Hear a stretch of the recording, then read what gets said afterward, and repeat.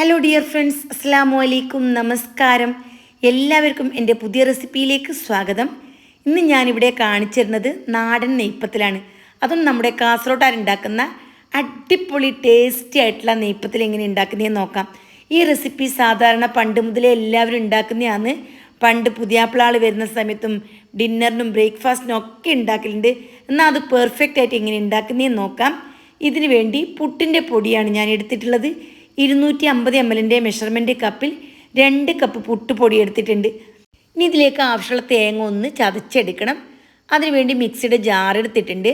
1/2 teaspoon ചെറിയ ജീരകം, 1/2 teaspoon പെരും ജീരകം, ഒരു സവാളയുടെ പകുതി ഭാഗം ഇത്രയും ഇട്ട് കൊടുത്തതിന് ശേഷം അതേ കപ്പിൽ നമ്മൾ ഏത് കപ്പിലാണ് അരിപ്പൊടി എടുത്തത് അതേ കപ്പിൽ 2 കപ്പ് തേങ്ങ ചിരവിതും കൂടി എടുത്തിട്ടുണ്ട്. തേങ്ങ ഈയൊരു പരുവത്തിൽ വേണം ചതച്ചെടുക്കാൻ. കൂടുതൽ പേസ്റ്റ് പോലെ ആയാൽ കഴിക്കാൻ അത്ര ടേസ്റ്റ് ഉണ്ടാവില്ല. പിന്നെ പുട്ടിൻ്റെ പൊടിയാണ് എടുത്തിട്ടുള്ളത്. സാധാരണ ചില ആൾക്കാരൊക്കെ പത്തൽ പൊടിയൊക്കെ വെച്ചിട്ട് ഉണ്ടാക്കലുണ്ട്. അങ്ങനെയാണെങ്കിലും കുഴപ്പമൊന്നുമില്ല. പുട്ടുപൊടിയാകുമ്പോൾ കുറച്ചും കൂടി ടേസ്റ്റ് കൂടുതലാണ്. ഇനി ചതച്ച് വെച്ചിരിക്കുന്ന തേങ്ങ ഉണ്ടല്ലോ, അത് പുട്ടിൻ്റെ പൊടിയിലേക്ക് ചേർത്ത് കൊടുക്കണം. പിന്നെ ഈ സമയം തന്നെ ഇതിലേക്ക് ആവശ്യമുള്ള വെള്ളം ഒന്ന് ചൂടാക്കി എടുക്കണം.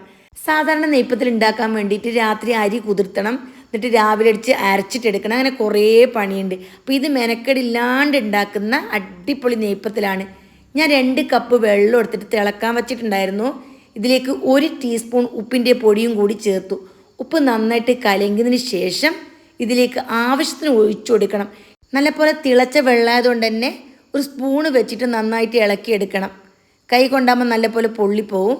പിന്നെ വെള്ളം ഒന്നിച്ച് ഒഴിച്ചു കൊടുക്കണ്ട, ആവശ്യത്തിന് ഒഴിച്ചു കൊടുത്താൽ മതി. അപ്പോൾ എനിക്കിവിടെ 1.5 കപ്പ് വെള്ളമാണ് വേണ്ടി വന്നിട്ടുള്ളത്. ഇത് ഞാൻ തന്നെ വീട്ടിൽ പൊടിപ്പിച്ചെടുത്തത്, അതായത് മില്ലിൽ കൊണ്ടുപോയിട്ട് പൊടിപ്പിച്ചെടുത്തതാണ്. അപ്പോൾ അതിലേക്ക് അത്ര വെള്ളം ആവശ്യമില്ല. നമ്മൾ പാക്കറ്റ് പൊടി വാങ്ങുമല്ലോ, പുട്ടിൻ്റെ പൊടി, അതിലേക്ക് ഇതിനേക്കാളും കൂടുതൽ വെള്ളം ആവശ്യമായിട്ട് വരാറുണ്ട്. എൻ്റെ ഈ പുട്ടുപൊടിക്കുണ്ടല്ലോ 1.5 കപ്പ് വെള്ളമാണ് വേണ്ടി വന്നിട്ടുള്ളത്. എന്നിട്ട് നന്നായിട്ട് മിക്സാക്കിയതിന് ശേഷം കൈ കൊണ്ട് തൊടാൻ പറ്റുന്നൊരു പാകമുണ്ടല്ലോ, ഈ ഒരു പാകത്തിൽ നന്നായിട്ട് കുഴച്ചെടുക്കണം. വെള്ളം ചേർക്കുന്ന സമയത്ത് കൂടുതൽ സ്റ്റിക്കി ആവാൻ പാടില്ല.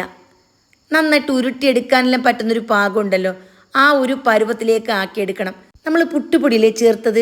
അപ്പം ഞാൻ എന്ത് ചെയ്യുന്നുണ്ടറിയോ, ഇതിലേക്ക് കുറച്ച് നൈസ് പത്തിരിൻ്റെ പൊടിയും കൂടി ചേർത്ത് കൊടുക്കുന്നുണ്ട്. നന്നായിട്ടൊന്ന് മിക്സായി കിട്ടണം. അപ്പോൾ അതിന് വേണ്ടി 1/4 കപ്പ് പത്തിരിപ്പൊടിയും കൂടി ചേർത്തിട്ട് നല്ല പോലെ ഒന്ന് കുഴച്ച് മിക്സാക്കി എടുക്കണം. പത്തിരിപ്പൊടി ചേർക്കാണ്ടും ചുട്ടെടുക്കാം. ആദ്യമായിട്ടൊക്കെ ഉണ്ടാക്കുന്ന ആൾക്കാർക്കുണ്ടല്ലോ, ചിലപ്പോൾ എണ്ണയിലിടുന്ന സമയത്ത് പൊട്ടിപ്പോകാനൊക്കെ ചാൻസ് ഉണ്ട്. അപ്പോൾ അതിന് വേണ്ടിയിട്ടുള്ള ഒരു കുഞ്ഞു ടിപ്സും കൂടിയാണ് ഈ പത്തിരിപ്പൊടി ചേർക്കൽ. ഇനി പ്ലാസ്റ്റിക്കിൻ്റെ ഷീറ്റ് വെച്ചിട്ട് നല്ല വലിപ്പത്തിൽ തന്നെ ഒരു ഉരുള മാവ് എടുത്ത് പ്ലാസ്റ്റിക് ഷീറ്റിൻ്റെ മുകളിൽ വെച്ച് കൊടുക്കണം. വീണ്ടും ഒരു ഷീറ്റ് മൂടി അതിൻ്റെ മീതെ ഏതെങ്കിലും ഒരു പാത്രം വെച്ചിട്ട് ജസ്റ്റ് ഒന്ന് പ്രസ് ചെയ്താൽ മതി. കൂടുതൽ ബലം കൊടുക്കേണ്ട ആവശ്യമൊന്നുമില്ല. ഇത് തിന്നാവാൻ പാടില്ല, അതായത് കട്ടി കുറയാൻ പാടില്ല. അല്പം കട്ടിക്ക് തന്നെ പരത്തിയെടുക്കണം. എന്നിട്ട് തിളക്കുന്ന എണ്ണയിൽ ഇട്ട് കൊടുക്കണം. അപ്പോൾ ശ്രദ്ധിക്കേണ്ട കാര്യം, ഒന്ന് എണ്ണ നല്ല പോലെ തിളക്കണം, അതേപോലെ തന്നെ കുഴിയുള്ള പാത്രത്തിൽ അത്യാവശ്യം എണ്ണ ഒഴിച്ചു കൊടുക്കണം, നല്ലപോലെ മുങ്ങിക്കിടക്കണം. അപ്പോൾ ആ ഒരു 2 കാര്യമാണ് നമുക്ക് നെയ്പ്പത്തിൽ ശ്രദ്ധിക്കേണ്ടത്. ഒന്ന് നല്ല കട്ടിക്ക് തന്നെ പരത്തിയെടുക്കണം, അതും പോയിൻ്റ് തന്നെയാണ്. പിന്നെ എണ്ണ നല്ലപോലെ മുങ്ങിക്കിടക്കണം. ഒരു കുഴിയുള്ള പാത്രം എടുക്കണം. വട്ടം കൂടിയ പാത്രം വേണ്ട, വട്ടം കുറഞ്ഞ പാത്രമാണ് എപ്പോഴും നല്ലത്. എന്നിട്ട് ഞാൻ ഫുൾ ഫ്ലെയിമിൽ തന്നെ വെച്ച് കൊടുത്തു. ഒരു 10 സെക്കൻഡ് ആകുമ്പോൾ തന്നെ ഇത് മേലോട്ട് പൊങ്ങി വരും. എന്നിട്ടാകുമ്പോൾ തിരിച്ചിട്ട് കൊടുക്കണം. വീണ്ടും ഒരു ഗോൾഡ് കളർ ആവുന്ന രീതിയിൽ ഒന്ന് ഫ്രൈ ചെയ്തെടുത്താൽ മതി. വളരെ പെർഫെക്റ്റ് ആയിട്ടുള്ള അടിപൊളി നെയ്പ്പത്തലാണ്. ഇതാ ഞാൻ വീണ്ടും ഇട്ട് കാണിച്ചു തരാം. അല്പം കട്ടിക്ക് തന്നെ പരത്തിയെടുക്കണം. വട്ടം കൂടുതൽ വേണ്ട, വട്ടം കുറഞ്ഞ പോലെ നെയ്പ്പത്തിൽ കാണാൻ ഭംഗിയാണ്, നല്ലപോലെ പൊള്ളി വരികയും ചെയ്യും. ഇതാ ഞാനിപ്പോൾ വീഡിയോ ഇതേപോലെ എടുക്കുന്നുണ്ട്, കട്ട് ചെയ്യുന്നൊന്നുമില്ല. ഇതാ ഇത്ര സമയം കൊണ്ട് തന്നെ പൊങ്ങി വരുന്നതാണ്ടാ. ഇതാ നന്നായിട്ട് പൊങ്ങി വന്നു. ഇനി കുറച്ചും കൂടി വെക്കണം. അടി ഒന്ന് ലൈറ്റ് ഗോൾഡ് കളർ ആവണം. അതിന് ശേഷം തിരിച്ചിട്ട് കൊടുത്താൽ മതി. ഇതാ ഈ ഒരു സമയം ഞാൻ കറക്റ്റ് വീഡിയോ തന്നെ പിടിച്ചതാണ്. അപ്പോൾ നിങ്ങൾക്ക് എത്ര സമയം വെക്കണം എന്ന് അറിയാൻ വേണ്ടിയിട്ടാണ് അങ്ങനെ ചെയ്തത്. എന്നിട്ട് തിരിച്ചിട്ട് കൊടുത്തു. തിരിച്ചിട്ടിട്ടും അതേപോലെ ഞാൻ വീഡിയോ കട്ട് ചെയ്തിട്ടില്ല. ഇതാ ഈ ഒരു സമയം കൊണ്ട് തന്നെ നല്ല പോലെ ഗോൾഡ് കളറായി വന്നിട്ടുണ്ട്. ഇനി നമുക്ക് ഓയിൽ നിന്നും മാറ്റാം.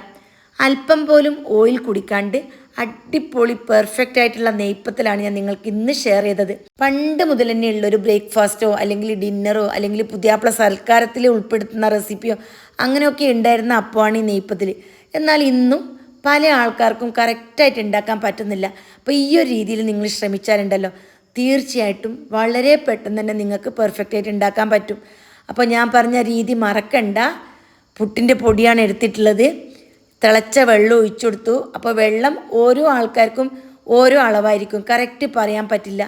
റെഡിമെയ്ഡ് പൊടി വാങ്ങുന്നുണ്ടെങ്കിലുണ്ടല്ലോ വെള്ളത്തിൻ്റെ അളവ് കുറച്ച് കൂടുതലായിരിക്കും. അപ്പോൾ ഞാൻ പറഞ്ഞ അളവുണ്ടല്ലോ 1.5 കപ്പ്, 2 കപ്പിന് 1.5 കപ്പ്.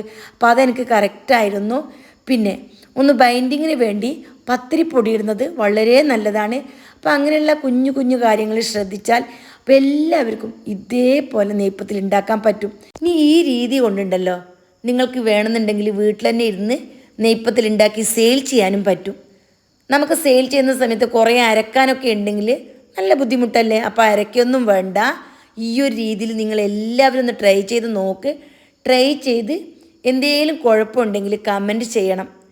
ഇനി നിങ്ങൾക്ക് ചുടുന്ന സമയത്തുണ്ടല്ലോ എന്തെങ്കിലും ഡൗട്ട് ഉണ്ടെങ്കിൽ അതും കമൻറ്റ് ചെയ്താൽ കറക്റ്റ് റിപ്ലൈ നൽകുന്നതായിരിക്കും.